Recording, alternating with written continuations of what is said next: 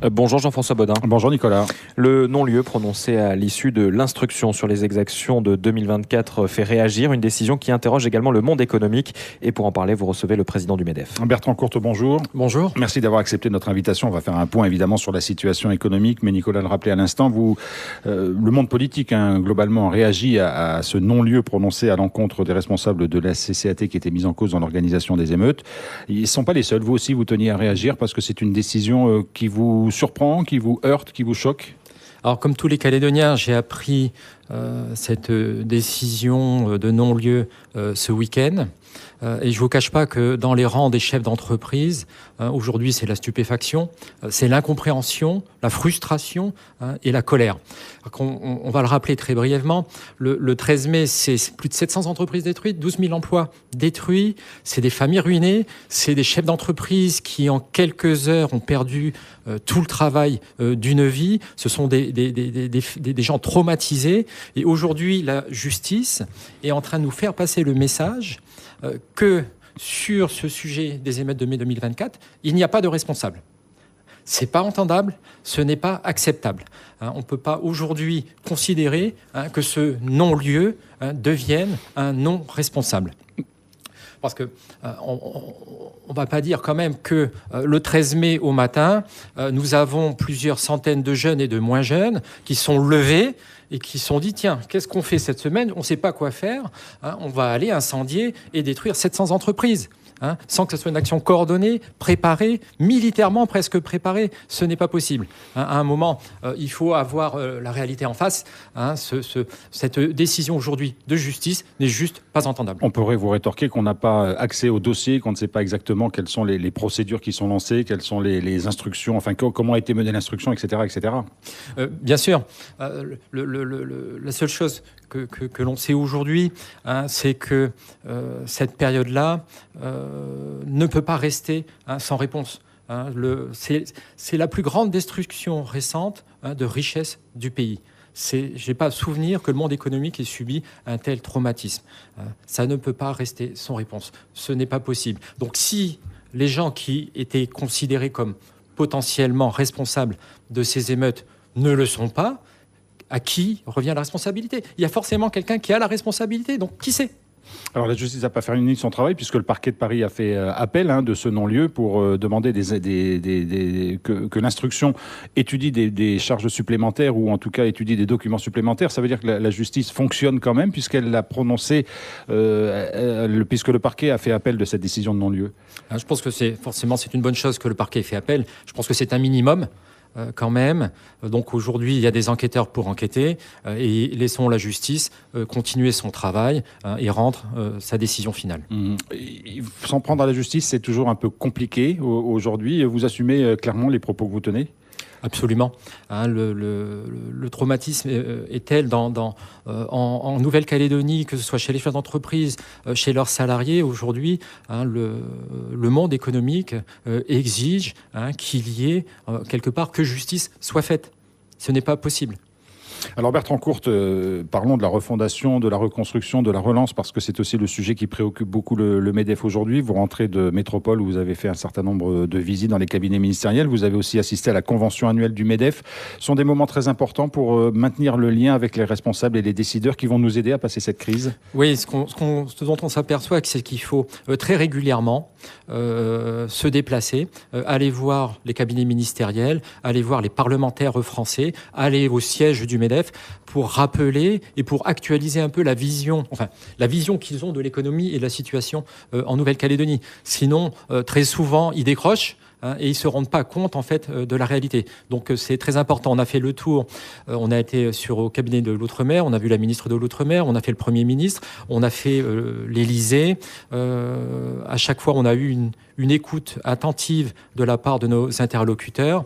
On a pu défendre également les mesures que l'on avait présentées ici à l'État, à la MINC, et au gouvernement de Nouvelle-Calédonie. La mission interministérielle de la Nouvelle-Calédonie. La mission interministérielle de Nouvelle-Calédonie, merci. Et on a eu des retours plutôt positifs et encourageants. Vous avez aussi donc participé à la convention annuelle du MEDEF. On se souvient que Patrick Martin était venu il y a quelques mois, c'était après les émeutes d'ailleurs. Est-ce que le MEDEF soutient les démarches qui sont engagées ici ? Oui, le MEDEF nous accompagne depuis toujours, plus encore depuis mai 2024. Quand nous y étions là, le MEDEF a détaché une personne avec nous pour nous accompagner dans tous nos rendez-vous, dans tous les cabinets.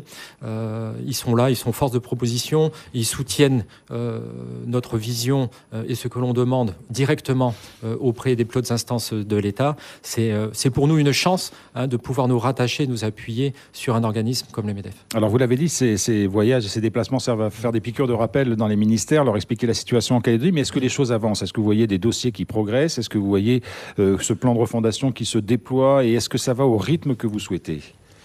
Parce qu'on a entendu beaucoup de critiques et en même temps, il y a des satisfactions quand même. Oui, on était parti défendre les 5 mesures que l'on avait présentées. L'État, avant les annonces qui avaient été faites sur le territoire il y a à peu près 2 semaines, nous avait déjà dit voilà ce qu'on a décidé, voilà ce qu'on va faire. Donc ils ont accepté de réfléchir une partie du plan de refondation vers le financement de nos mesures. Ils ont accepté au-delà de ça d'avoir la souplesse de pouvoir réfléchir un montant de l'enveloppe là où il sera le plus nécessaire au moment donné. On avait discuté avec eux du crédit Sogefom, qui est donc le crédit bancaire adossé à une garantie de l'État, qui s'arrête fin 2026. On a bon espoir qu'il soit reconduit pour 2027. Sur les autres mesures après qu'on avait présentées, l'aide au maintien pour l'emploi et le report des charges patronales, là par contre ça a été acté au niveau local par le gouvernement de Nouvelle-Calédonie. Ce que vous êtes en train de nous dire, c'est qu'il y a aussi un peu de souplesse à avoir dans les aides et la manière dont elles sont attribuées. Il faut évidemment les flécher, mais il faut se laisser aussi le droit parfois de pouvoir les flécher sur d'autres postes en cas de besoin. Absolument. Et ça a été le discours qu'on a tenu avec l'État. Si à un moment donné, il y a une enveloppe initiale qui est destinée à un certain objet et que finalement, au même moment, on a besoin plus sur un autre sujet, l'État accepte d'avoir cette souplesse-là. Alors Bertrand Courte, on est rentré en campagne pour les élections provinciales. C'est dans un peu plus de 3 semaines, de 15 jours maintenant. Ce sera le 28 juin. On attend la publication des listes, mais on sait qu'il devrait y en avoir 12 dans la province sud, 5 en province nord et 5 dans la province des îles. Quelle est l'attitude du MEDEF vis-à-vis de ces élections provinciales ? Est-ce que vous allez solliciter les candidats ? Est-ce que vous allez les écouter ? Est-ce que vous allez leur faire passer des messages ? Qu'est-ce que vous attendez ? Alors, on a été sollicité par quelques listes déjà. Je pense qu'on en aura d'autres sur les 3 prochaines semaines. Celles qui ne sont pas consultées, on va les interroger. On a préparé une série de questions qui va nous permettre de les challenger sur la partie économique. On verra bien les réponses qu'on aura soit en direct, soit par retour. Mais il est indispensable aujourd'hui que les candidats pour ces élections provinciales prennent conscience que le sujet du moment, c'est la réalité économique et sociale. Une liste qui, dans son programme, ne mettra pas l'économie et le social au centre sera hors sujet. C'est une évidence aujourd'hui. Plus que l'avenir institutionnel ? Aujourd'hui, plus que l'avenir institutionnel. L'avenir institutionnel viendra dans un second temps. On le sait très bien, aujourd'hui, on est parti vers les élections présidentielles. Un accord certainement, où des discussions ne seront possibles qu'à l'issue des élections présidentielles. On est parti pour 18 mois, de toute façon, quasiment sans discussion, sans accord. La réalité, c'est que le monde économique, la réalité économique d'aujourd'hui ne peut pas attendre. Il y aura, après les provinciales, une reprise des discussions quand même sur l'avenir institutionnel. Il y aura peut-être une fenêtre de tir au niveau métropolitain.